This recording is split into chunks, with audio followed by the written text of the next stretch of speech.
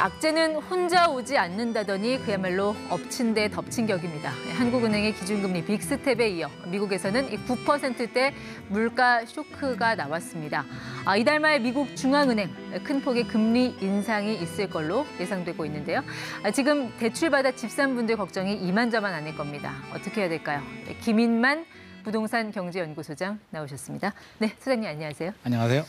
자, 우리가 언제부터 이렇게 이 미국 CPI에 좀 관심을 가졌나 싶을 정도로 거의 뭐 처음 있는 일 아닙니까? 이런 것도? 네, 미국 소비자 물가지수 CPI 이제 뭐 전 국민이 다 아는 수치인 것 같은데요. 저도 어젯밤에 굉장히 좀 초조하게 이게 뉴스 속보를 봤는데 네. 깜짝 놀랐습니다. 9.1%라는 숫자를 저는 본 적이 없는 것 같은데 네. 41년 만에 처음이라고 합니다. 제가 초등학교 때 이후에 이제 가장 높게 나온 수치인데요. 네. 물가가 이렇게 많이 올랐다는 얘기는 결국 통화 가치 늘어났고요. 화폐 가치가 떨어지기 때문에 미국 입장에서는 기준금리를 많이 올릴 수밖에 없는 상황이 된 것 같습니다. 쇼크를 받았다고 하셨는데 더 쇼크받은 분은 아마 이분이 아닐까요? 이 미국 중앙은행 파월 의장. 이분 이 9자라는 숫자 보면서 어떤 생각하고 있을까요, 지금? 제가 요즘 보기 싫은 사람이 딱 한 분이 계시거든요. 바로 이분입니다. 네, 살기 위해선 봐야 됩니다. 그렇죠. 네. 이분만 보면 가슴이 두근두근한데요. 아마 그런 고민을 할 것 같습니다. 0.75를 올리느냐, 1%포인트 기준금리를 올리느냐, 네. 너희들 괜찮겠느냐, 이런 고민을 지금 하고 있는 것 같습니다. 그 결정이 이달 26일, 27일 정도에 나올 것 같습니다. 네. 그렇게 미국이 또 기준금리 올리면 우리 그거 따라가겠다고 또 올릴 거고요. 네. 결국 국내 자산 시장에 충격이 불가피할 것 같은데 이 부동산 시장은 어떻게 되는 겁니까? 우리 앵커님 같으면 지금 같은 분위기에 집 사고 싶습니까? 불안해서 못 사죠, 지금은. 네, 지금 사람 마음이 똑같습니다. 금리가 이렇게 올라가고요. 언제까지 오를지도 모르기 때문에 대출이자 부담 때문에 집을 네. 사지 않습니다. 지금 꽁꽁 얼어붙어 있는데요. 지금 열은 계속 나죠. 열도 그냥 열이 아니라 엄청난 과열이 발생하기 때문에 미국이나 우리나 해열제를 계속 투입할 수밖에 없는 상황입니다. 그 열이라는 거는 이제 인플레 말씀하시는 그렇죠. 거고 맞습니다. 해열제는 금리 맞습니다. 인상을 말씀하시는 거고. 네네. 근데 그렇게 해열제 과다하게 쓰면 네. 저체온증 오는 거 아닌가요? 그래서 지금 주식시장은 이미 베어마켓 랠리에 들어갔고요. 부동산 시장도 베어마켓에 진입을 한 것 같습니다. 왜 다른 동물도 아니고 곰이 등장하는 건가요? 여기서는? 곰이 사올 때 이렇게 사오잖아요. 하락으로 들어가기 때문에 베어마켓을 하락장이라고 하고요. 네. 상승장은 불마켓이라고 해서 황소가 이렇게 쳐오르는 이게 상승장입니다. 그래서 좀 재밌는 표현이긴 한데요. 네. 황소 한 마리 좀 빨리 보고 싶습니다. 그러네요. 네. 자, 이 부동산 시장이 하락장에 들어섰다라는 걸 좀 네. 어떤 시장 지표로 확인을 할 수 있을까요? 뭐 여러 가지 지표들이 있는데요. 뭐 최근 모든 지표들이 다 하락으로 이렇게 가르치고 있습니다. 매매 가격 변동률을 보더라도 네. 서울 전 지역이 보시다시피 다 빨간색이죠. 대부분 지역들이 다 빨간색이고 네. 지방, 수도권 여러 지역들도 모두 하락세입니다. 지금 이 빨간색이라는 거는 그러니까는 주간 매매 그렇죠. 가격이 전주 주간 대비 매매 전주 대비 마이너스. 하락이고요. 지금 7주 연속으로 하락을 하고 있습니다. 7주 연속이요? 네네. 한 몇 주 정도 이어지면 이게 추세 하락이구나 이렇게 판단을 한 하는 6주 연속 가면 이제 하락이라고 하는데 이게 장기적으로 보면은요. 네. 한 6개월 동안 계속 하락이고 중간중간에 약간씩 반등이 있었기 네. 때문에 지금 7주라고 하는 거고요. 더 길게 지금 하락을 하고 있는 상황입니다. 강남 3구는 웬만해서 이게 떨어지지 않는 지역인데 네. 벌써 강남 송파는 마이너스 됐고 근데 서초는 그래도 조금 아직까지는 유진하고 있네요. 유지를 하고 있는데요. 똘똘한 한 채가 마지막까지 이제 남아 있는 거고요. 추세는 하락 추세입니다. 지금 파란색이라고 해서 막 상승을 하는 건 아니고요. 흐름을 보면 지난주보다 0.01 정도 이렇게 내려온 상태입니다. 이런 하락장 한 어느 정도 갈 걸로 좀 예상을 하고 계세요? 저는 짧게는 6개월이고요. 길게는 3년 정도 예상을 하는데 아마 3년 정도는 갈 것 같습니다.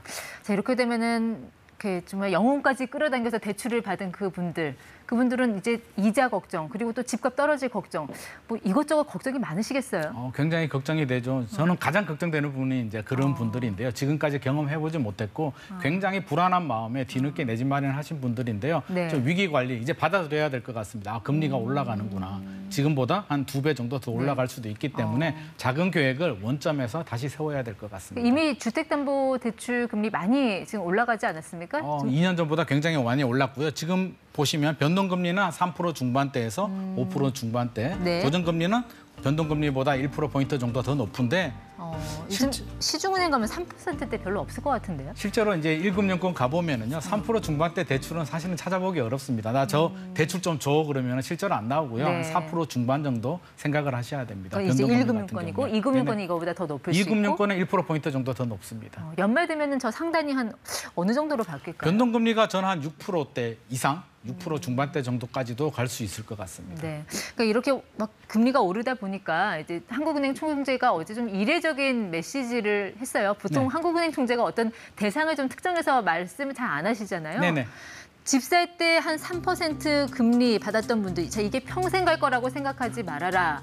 근데 사실 이 말은 지난해 했어야 되는 거 아닌가요? 맞습니다. 굉장히 이례적인데요. 한국은행 총재가 부동산 시장을 콕 찍어서 이렇게 잘 말씀을 안 하시거든요. 그래서 여기서 말하는 3%는요. 기준금리가 아니고 대출금리를 말씀합니다. 그래서 저금리 시대에 3%대 대출 받았던 거를 이제 잊어버려라. 금리가 더 올라간다라는 시그널이고요. 한 2년 전에 이런 시그널을 줬으면 더 좋았을 것 같은데 이창용 총재께서는 신임 총재이기 때문에 아마 좀 미리 얘기를 하고 싶어도 못했을 것 같습니다. 앞으로 이제 위험 관리 제대로 해라. 맞습니다. 그 위기 메시지인 것 관리하라는 같아요. 메시지입니다. 그럼 이제 대출 상환 전략을 좀 어떻게 세우면 될까요? 자금 여력이 있는 분들요.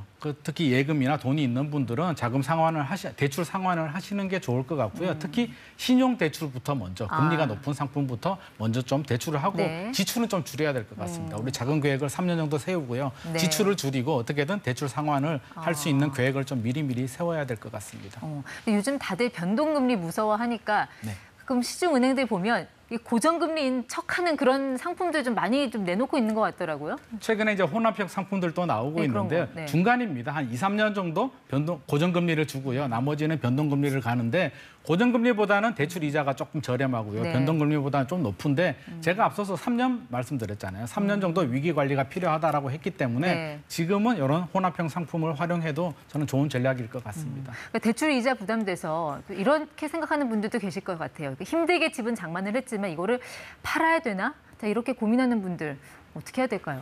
저는 1주택 있는 분들은요. 너무 고민하지 마시고요. 실수요자잖아요. 그래서 내가 거주를 하든 전세를 주든 한 3년 정도 어려울 수는 있겠지만 충분히 잘 살다 보면 또 올라갑니다. 장기적으로는 우상향하기 때문에 너무 걱정하지 마시고요.